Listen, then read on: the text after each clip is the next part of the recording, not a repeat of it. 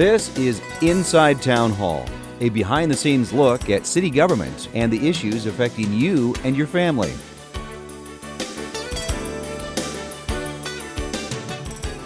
Thank you for joining us for this episode of Inside Town Hall. I'm your host, Madeline Shields. Coming up on the program, we're going to talk about the most important people in Sioux Falls, and that is our volunteers in this city and all the things that they do for one another and for the nonprofit agencies. We'll tell you all about the different opportunities to volunteer when we come back.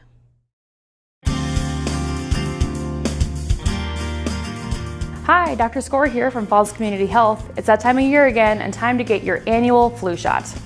Influenza causes thousands of deaths per year, many of which are preventable by this vaccine. A common misconception is that the flu shot can cause the flu, but this is completely untrue. The flu vaccine itself is inactive. Any discomfort you feel afterwards is your body's reaction to the shot, preparing it to fight illness. Please get your annual flu vaccination. This is available at any hospital, clinic, or pharmacy near you. Welcome back to Inside Town Hall. Most often our topics focus on city streets and projects and new developments, but this time we're talking about the very thing that makes Sioux Falls great, and that's its citizens and what they do for one another in Sioux Falls.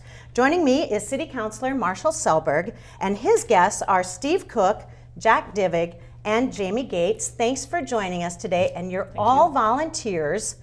Except Marshall, which is also a volunteer, but we're going to talk a little bit about why it's so important to give back to Sioux Falls. Right. Well, thanks, Madeline. I think you've touched on the subject. Instead of focusing on just city policy or government, as we do a lot of times with this show, this month I wanted to take the time allotted to me to put the spotlight on those that are going above and beyond in Sioux Falls. You know, whether you're talking about national or current events or politics, stories always seem to trend towards the negative and kind of what divides us. And I thought maybe a fresh outlook on things this month would be to kind of highlight some things that are going well and some people that are really going above and beyond in Sioux Falls. And I think it's also an opportunity. Maybe those in the audience have been thinking for quite some time, how do I get involved in the community? Maybe I want to volunteer on a committee or maybe church or whatever it might be. And I think after today, we might see some avenues, they might see some opportunities to get involved through these folks as well. And I also like to remind people, you know, volunteering doesn't mean you have to commit a substantial amount of time to be involved. It could be as little as an hour per week. My view on community service has been, you know, just get involved and do something. I've been involved in a number of groups, and a couple of them with some of the folks we'll have today. And I don't know that I was ever known as a rock star, as some of these folks that we'll again learn more about today are, but I've always had the idea that if you just, you know, get involved, do something. So that's what we're hoping to kind of highlight today. And I know that even you as sitting here today, and you're no stranger to the subject through your work on the banquet, so I look forward to your input and ideas too. As well, great. Well, let's start with Steve Cook. Steve, you volunteer at Habitat for Humanity. You're building houses all the time, as well as the Salvation Army. Let's talk a little bit about why you got involved in those charities. Well, first of all, in Habitat for Humanity, my parents 28 years ago helped found the affiliate here in Sioux Falls, and we were involved from that day forward. I had very good role models when it comes to volunteering. I have served on both the board and some teams as well as building, but the real pleasure is not doing the committee work, but getting there, grabbing your hammer, working alongside the people who are going to own this home so you can provide a house for somebody that would not normally be able to afford a house. You know, a lot of times people think that they need to have some special skill or they have to be an expert in something. Is that the case when you want to go volunteer? Well, in Habitat for Humanity, we have all levels of people as far as when it comes to their skills for building. We will teach you. As a matter of fact, one of the pleasures I have when I build is handing the hammer over to the homeowner or to a volunteer that may not even know which end to grab, and to teach them how to use a saw, to teach them how to put boards together, how to form a doorway, put a window in. It's all things that are really simple when you get after it, but they may not know it coming in. But once they get on the job site, Habitat for Humanity will teach you all you need to know to build a house. Great, let's move on. We have Jack Divig. Jack, you've been with the Optimist Club for 17 years. You're with the Sioux Falls Chamber Diplomats for 13 years. You volunteer with your church at Our Savior's Lutheran, also at the banquet. Talk a little bit about why do you feel the need to volunteer and give back? Because you spend a lot of time, you know a lot of people in this town. Well, I think when I moved to Sioux Falls, I came out of Bismarck, North Dakota, where I worked for my office up in there. It started up there, but then moving to Sioux Falls, I'd been an Optimist member in Bismarck, moved down here and joined the club here. And the reason I joined that club, the Service Club for Optimists, it does so much for youth. It's all the primary goal is how can we help the youth in the community. We have some good things we can do, like serve at the banquet. We do go out and help in different areas. We may have somebody go and serve on a different board at the church, or Optimists actually, we have two clubs in town, the morning club and the noon club. So that helps us too, because if some people say, well, I can't make the morning, they can go to the noon club. We both do particularly the same idea. You know about the Mo's Carnival. We do that for kids, give them a chance to have an enjoyable weekend, and also the money goes back into helping kids with cancer, which is our biggest program. We started that in 2005 with the cancer camp, and we had 70 kids the first year, and now we had 54 this past year. So that's one of our biggest projects we do. But there's so many other children. We work with the Multicultural Center, we work with Boys and Girls Club in those two areas, helping many youth programs. The Bowden Center, we work with them and putting together some areas. We donate so much money to certain clubs like that to help them again. So just the drive that we try to do in this community is keep up with the youth programs, and like the Multicultural Center, we've tried to get more down there to help these kids. And they love soccer, so if we have soccer balls, we have a good time with the kids. But now we try to teach them how to play basketball, and that's kind of fun, just like getting together with the kids that have never done it. And that's another good project we've tried to do too. Right. I could add in with Jack. I've had the pleasure of serving with Jack on the Diplomat Committee with the Chamber of Commerce, and I've also served as an usher with Jack at our church. And when Jack volunteers, he goes full throttle, so there's no holding back. I believe one kudo that we could talk about among the many awards that you've gotten for your efforts, I believe you've been Diplomat of the Year, and this is a group of 40 people who volunteer for the Chamber, I believe 6 times? 6, 7 times. Yeah, that's pretty impressive, so I just thought I'd throw that in.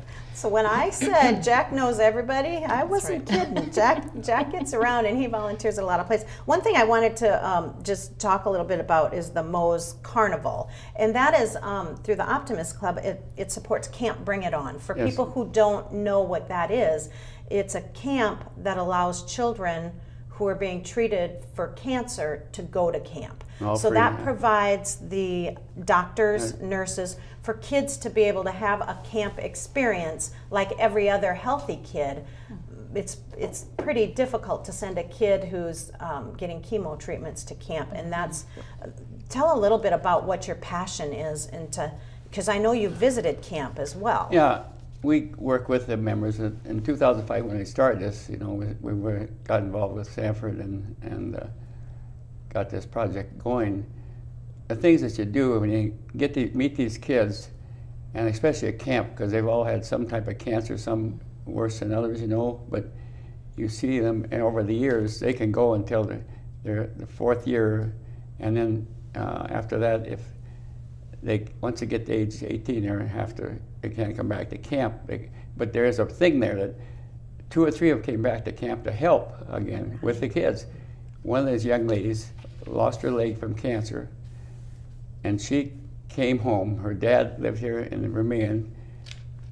She built a regular metal leg, and she goes back to camp, actually, and goes around with these kids and walks with this leg. People see what it is, but it's just amazing. She's there helping these other children that come in 7, 8, 9-year-old kids. That's what's really great. Letting the parents say, okay, we're going to leave them with you for a week and hope it works out. But they always enjoy sending them back if we can. Awesome. And we're going to move on to Jamie Gates, who's with the Big Brothers Big Sisters, talking about kids. Let's talk about what your program's about and why is it so important to get adults and children paired. Yes, Big Brothers Big Sisters of the Sioux Falls community-based mentoring organization. So we match the youth, which we call littles, who are age 7 to 14, with a mentor who is age 16 or older. And it's a positive role model in their life, someone to be a friend, help them with resources. A lot of times these kids come from a single parent home, a home that has a parent or guardian who is or was incarcerated.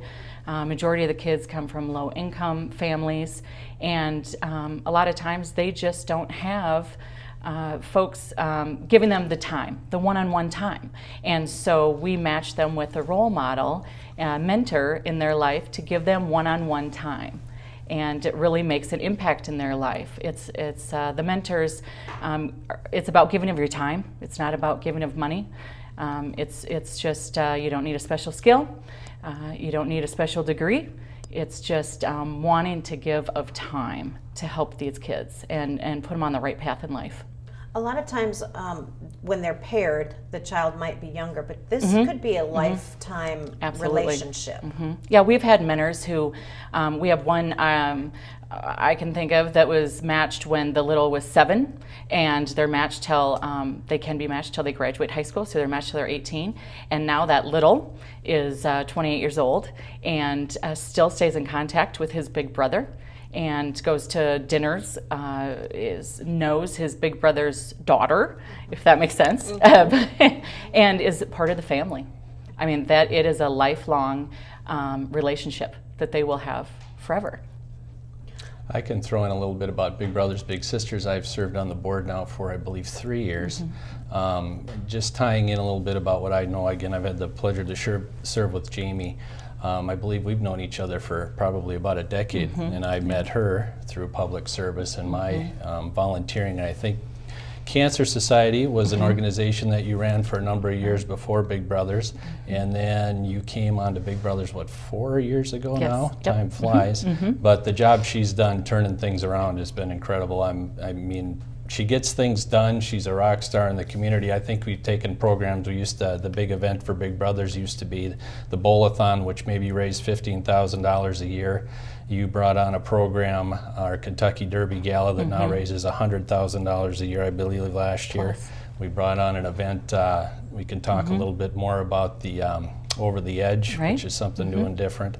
So I just wanted to I hope I didn't throw us off track about talking about the program, but I wanted to add in some kudos for her as well from how I've gotten to know her and the effort she puts forth too. So, Thank you.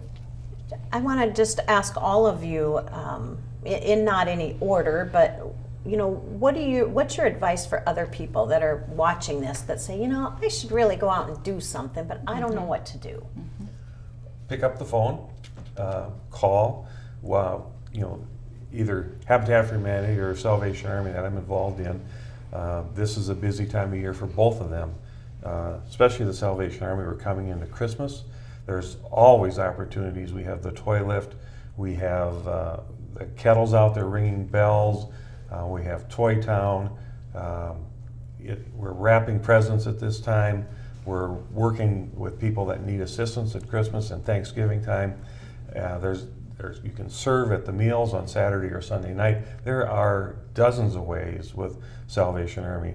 And then for Habitat for Humanity, don't be afraid.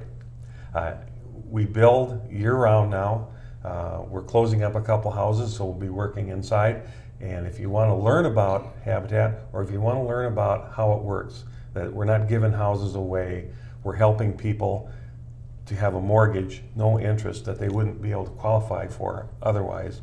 And we'll put you to work, try it, you'll like it.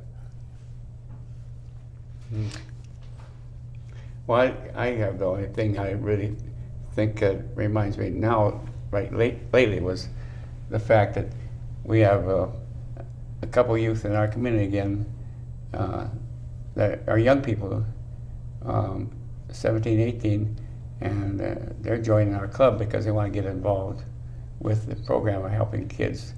And this is one thing we do with, you know, just like the banquet, we plan for the Christmas time where we wrap kids presents for the kids and they come and enjoy, and that's always a lot of fun for us. We enjoy it and the kids just enjoy it too. So that's what we're looking at right now for the coming up future, is getting our Christmas program with a banquet and the gifts that we give out to the kids. Yeah. Great. And there's always times, unfortunately, when we have kids on our waiting list who are looking for a mentor. Right now we have 50 kids on our waiting list, and the majority are boys. And so it takes a minimum of 4 hours a month, minimum commitment of a year, and you get to work with your little and decide what that 4 hours a month looks like. And so they can go out in the community and do things together.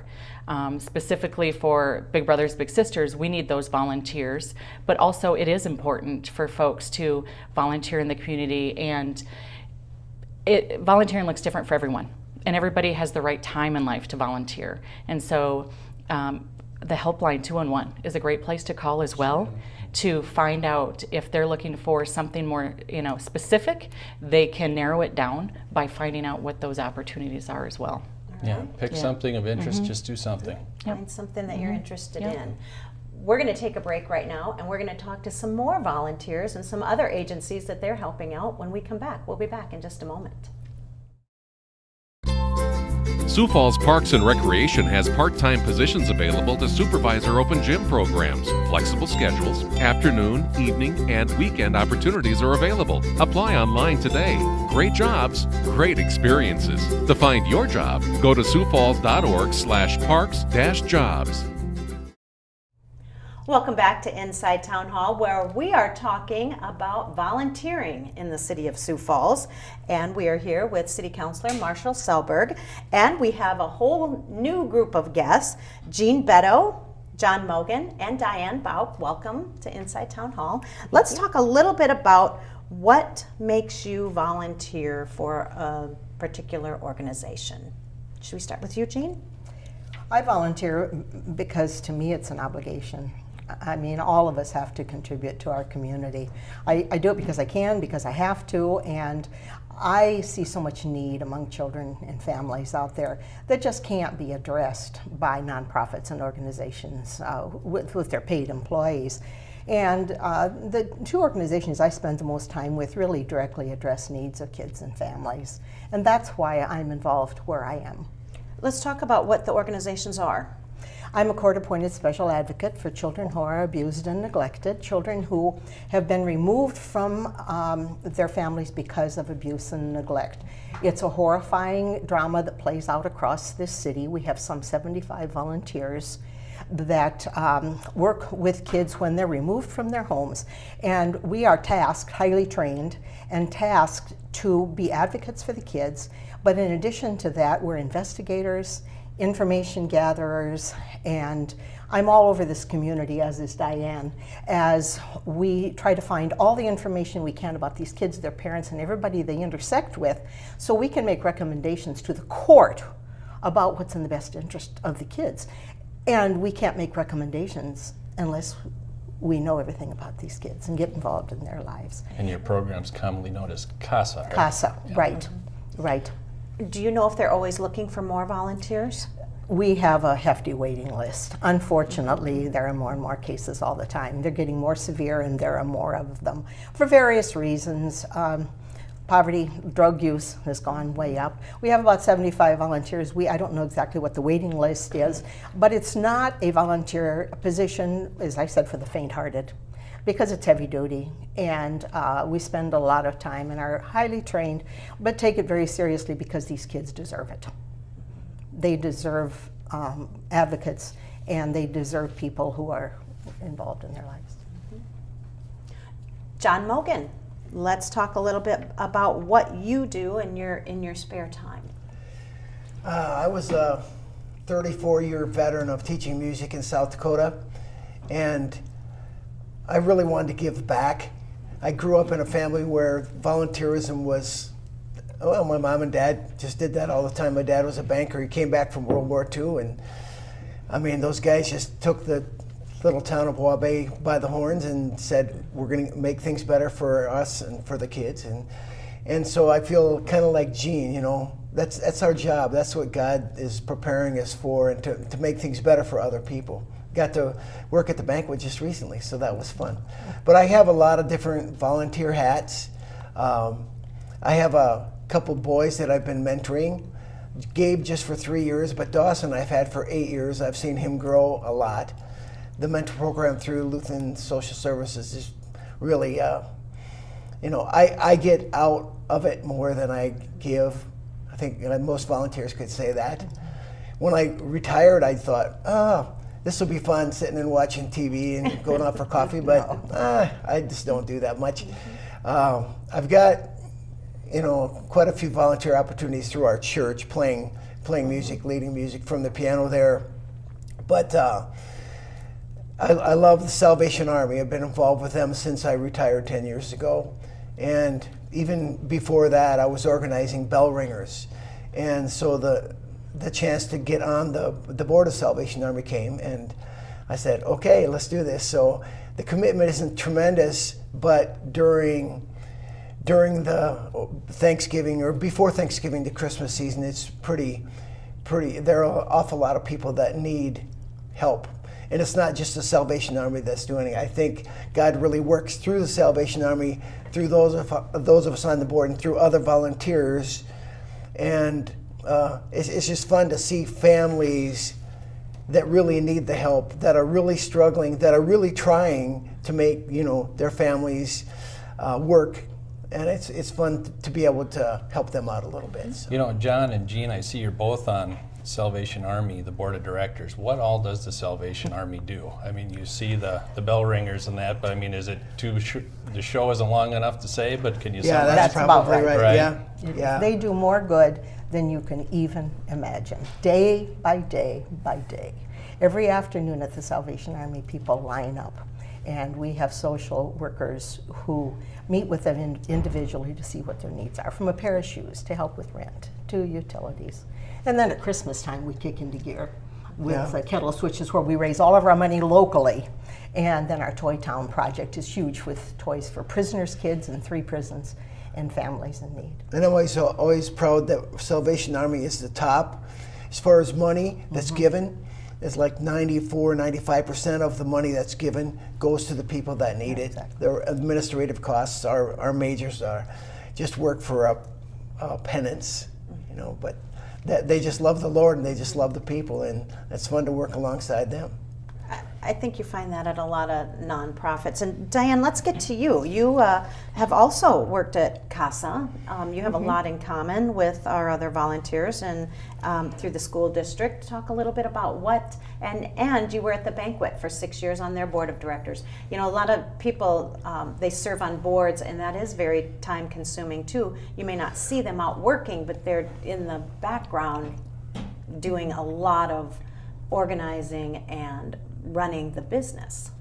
I guess my very first volunteer opportunity was I volunteered as a campaign volunteer for George McGovern when he ran for office, so that tells you how long that's been. And my parents were both very involved in the community and involved in the church, and it was just something that was instilled in me from my childhood. It was just something that I knew I had to do. And so I began as with the YWCA before Big Brothers and Big Sisters were in Sioux Falls. They had a Little Pal, Big Pal program. And I was matched with a 4-year-old girl who is now 34, and I'm the godmother of her daughter. So we keep in touch. And I think the biggest thing about being a volunteer is that you have to make a commitment and you have to follow through on that commitment. And there was times it was hard. She had a lot of struggles. She dropped out of school and had a baby, but has since gone back and got her nursing degree. And so she's really made, when you can see those positive changes in someone's life and know that maybe you were part of that change. After that, I was a mentor at Lincoln High School for freshmen. She's now 30 and I'm still in contact with her. And then I was on the banquet. And I worked a lot in the children's. Back then they had a children's room where we did activities, and I love kids. And so I knew that when that opportunity was gone, I needed to do something with children again, and that's when I got involved with CASA. And I always like to say that I've had a wonderful career. I've been at the First National Bank for 44 years. And they have provided me opportunities for volunteering. They give every employee 12 volunteer hours, and they organize things as well for the employees. But I found out that CASA was not just a volunteer opportunity. It was my purpose in life. It was what I was meant to do. It can be devastating at times.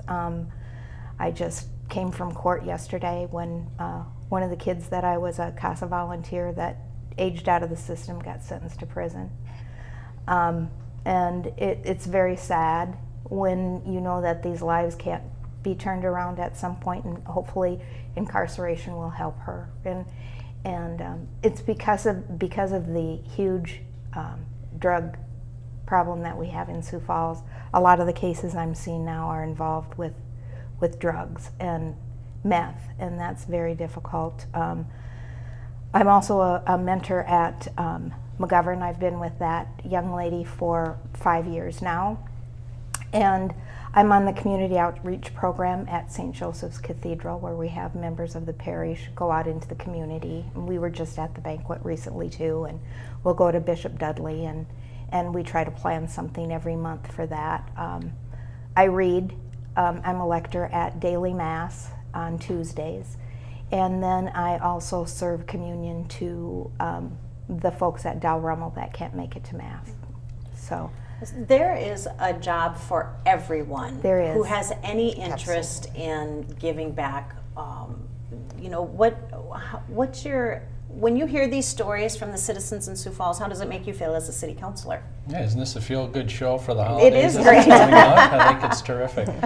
Well, again, that's kind of what we talked about earlier. I just think that there's people out there that have maybe thought about what can I do to volunteer, and the idea is, you know, let's reach out and do something. I mean, I know that I'm working on a program right now. If all goes as planned, we're going to spend some time on the council focusing more on folks like this and highlighting them in our council time too, because I think, and citizens will be able to nominate folks like this through easy means, and they'll be recognized and that type of thing too. But the neat part about this is if we had a show that was 24 hours and not just a half hour, it wouldn't be enough time to highlight all the folks like this that are going above and beyond. So I think it's fantastic. Well, and I have a unique perspective because I work for the banquet, so I know many people who volunteer for the banquet. Actually, the banquet has 25,000 volunteers come through its door each year because we serve 13 meals every week. And so volunteers, the banquet would not be open without its volunteers. And there are some statistics out there, and you can find them through the Helpline Center that say, you know, there is a massive value to a volunteer hour. And we had a student do a project on the banquet for school, and she determined that the banquet would need 33 full-time employees, additional 33 additional full-time employees to carry out the work that is done every year because of volunteerism, which that's priceless. And so that's one thing I wanted to tell before we're tight on time. One thing we always say is that we would love to pay our volunteers, but there's not enough money in the world, so at least we can give you $100 grand. So I'll see if I can deposit that in the bank. So yeah, Thank you. we appreciate I think all of the organizations, and I'm speaking for all the organizations, nonprofits, that we would not be able to do what we do in this community without the volunteers, and there is a job for everyone. So thank you for hosting this show and for recruiting our volunteers to come and talk about their jobs. Thank you all for taking part. Great show. Thank you. Thank you. Right. And that's our time for Inside Town Hall. We'll see you next month.